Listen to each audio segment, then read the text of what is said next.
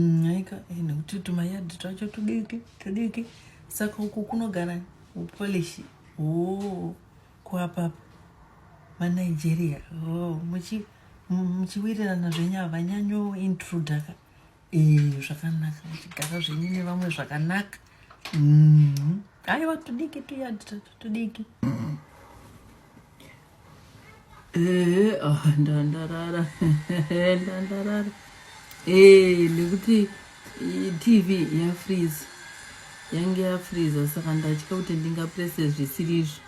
Hano imamborara kandima varongo vedu uri vari pamanights notawara ropa so noti kuzorora nyama dziri kumbozorora. Aiwa tichingodya chingorara zvedu ndokuzorora kwacho. Aita hake akuisira mari maakaunti kuti undipa. Aiwa roimba nemwoyo wakanaka. Maybe ndo yaunoshandisa kutengera dhedhi maswiti eshuga yani shuga shoma.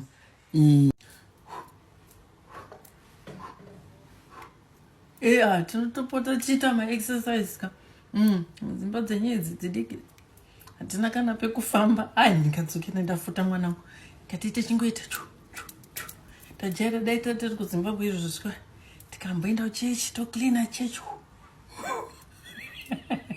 uri kuseka